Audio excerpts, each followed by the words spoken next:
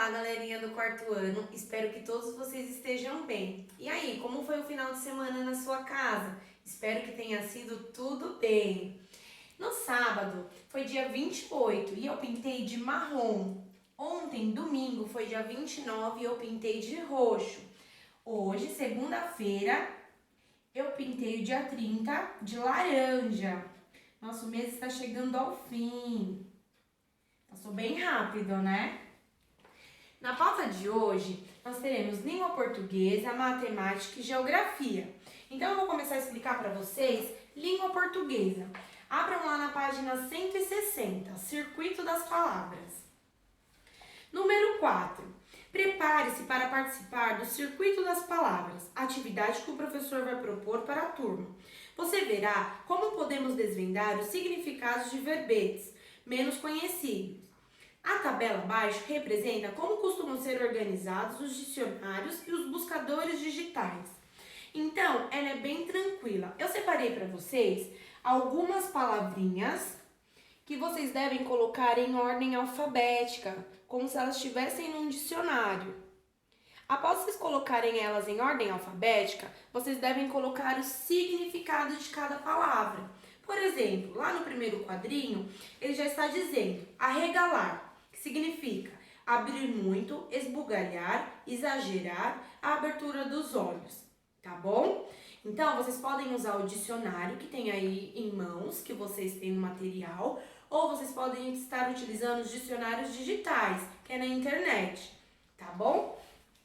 Agora, nós vamos para matemática. Na matemática, vocês vão abrir lá na página 35. Na página 35 está dizendo assim: será que existe um código comum para nos comunicarmos? Claro que sim, podemos nos comunicar pela língua portuguesa, mas será que em matemática e em ciências naturais, por exemplo, existem palavras especialmente criadas para transmitir os conhecimentos?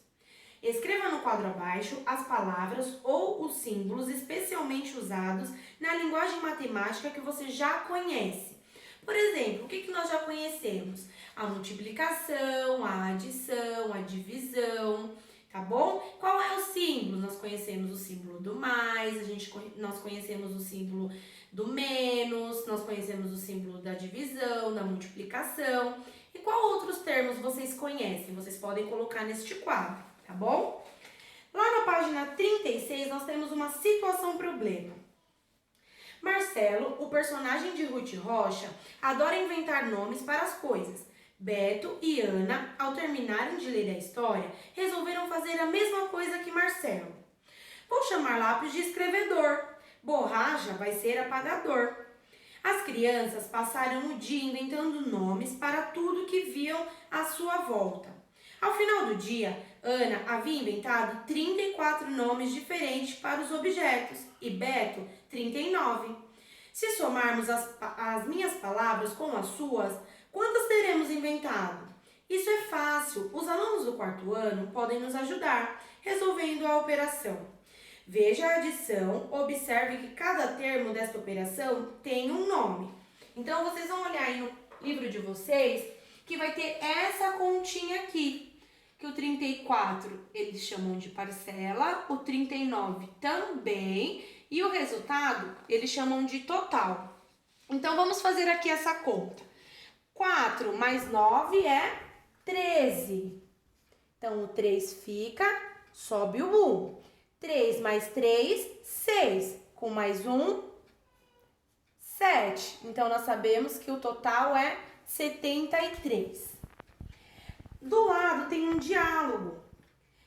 Será que em todas as operações de adição, os números que são somados recebem o nome de parcela?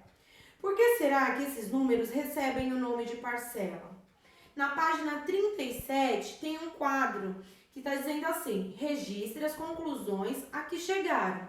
Então, vocês precisam me responder se vocês acham que todas as continhas de adição recebem o nome de parcela e o resultado de total. Tá bom? Lá embaixo está falando assim: agora é sua vez. Quais são os nomes dos termos apontados na operação de subtração que está ao lado? Escreva suas hipóteses. Aqui ele já deu o resultado, tá vendo? 100 menos 80 igual a 20. Porém, aqui vocês vão me dizer qual hipótese, qual nome vocês dariam ou vocês acham que chama. Na adição, chama de parcela e total. E na subtração, qual é a sugestão que vocês dão? Faça uma pesquisa e descubra os nomes utilizados na área de matemática para nomear os termos de uma subtração. Então, depois que vocês deram uma hipótese do que vocês acham, vocês vão pesquisar o nome real que é chamado na subtração. No balão embaixo está falando assim: no glossário do bloco de jogos, escreva com suas palavras o significado de cada termo da adição e também o significado de cada termo da subtração. Então é bem simples, olha só. É esse o glossário matemático. Vocês vão recortar um e vocês vão colocar os nomes que vocês acham e depois qual é o nome verdadeiro que eles usam. E aqui, como vocês já conhecem, vocês vão colocar lá a parcela e o total, certo? Agora nós vamos para geografia. Em geografia, nós vamos trabalhar a página 94, os pontos cardeais. Hora de investigar os pontos cardeais: norte, sul, leste e oeste.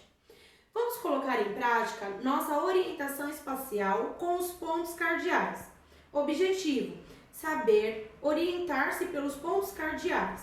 Proposta: reconhecer pela manhã ou tarde os pontos norte, sul, leste e oeste. Inclusive descobrir onde nasce e se põe o sol. Procedimentos: recorte as duas tiras que estão no final do caderno e colhe-as de acordo com o desenho ao lado. Então, eu fiz a minha, ó, tá vendo? A de vocês estão lá no final do caderno, do livro, tá? Vocês recortam e pode passar uma colinha para eles ficarem assim juntinhos, tá bom? 2. Em seguida, encaminhe-se ao pátio da escola e siga as instruções abaixo. Como nós não estamos na escola, você pode ir na sua varanda ou no seu quintal, na sua janela, tá bom? Que vai dar certo.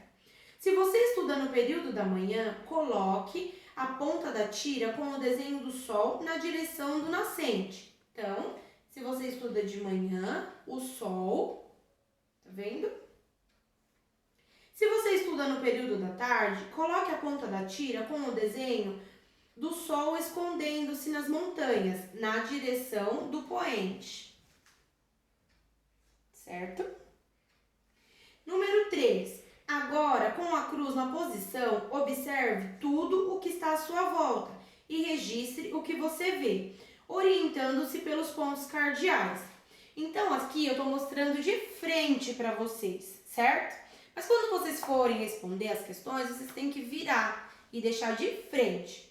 Lembrando que norte é a sua frente, sul é atrás, aqui o leste é a direita e o oeste para a esquerda, quando a gente vira, tá? Então, vocês vão ver lá, norte, o que tem na frente da minha casa? Sul, o que tem atrás da minha casa? Leste, lado direito, o que tem ao lado da minha casa? Oeste, lado esquerdo, o que tem do lado esquerdo da minha casa? Tá bom? E vocês vão responder aí, ó. Letra A, ao norte, B, ao leste, C, ao sul e D, ao oeste. Certo? Agora eu vou explicar para vocês a lição de casa. A lição de casa tá lá nas páginas 79 e 80 de matemática. É a lição de casa 10. Observando o interesse das crianças, o rei Matias II continuou com os seus desafios. Dessa vez, foram entregues cartas com algarismo e as crianças deveriam seguir as ordens do rei. Atenção, você não poderá repetir nenhuma carta. Ana recebeu as cartas abaixo. A Ana recebeu o número 1, 9 e 6. Com 3 algarismos, forme o maior número possível. Qual número formado por Ana? Então, com esses 3 números, qual é o maior número que vocês conseguiram formar? Pedro recebeu as cartas abaixo: 9, 6, 8 e 5. Com 4 algarismos, forme o número que mais se aproxime de 8.000. Lá na página 80, Helena recebeu as seguintes cartas: 5, 3, 9 e 5. Forme o menor número possível, considerando que o algarismo 5 deve estar na ordem das centenas simples. Qual é o número formado por Helena? Justifique a colocação de cada algarismo no número acima. Lá no exemplo, onde mostra as cartas da Helena, a gente vê que tem uma sequência, o 5, o 3, o 9 e o 5. Depois que vocês colocarem na ordem que o rei está pedindo, o que vocês devem responder aqui nessa justifique a colocação de cada algarismo no número acima? A gente percebe que o 5 está na unidade simples, o 9 está na dezena, o 3 está na centena e o 5 está no milhar. Então, é isso que vocês devem colocar na justificativa aí embaixo. Porém, o número vai estar diferente porque vocês precisam colocar na ordem que o rei pediu. Agora é com você. Complete as cartas com o algarismo e o pergaminho com uma ordem do rei. Qual é o número formado? Aqui eu fiz o meu, tá vendo? Agora é com você. Então, eu vou colocar aqui os meus números.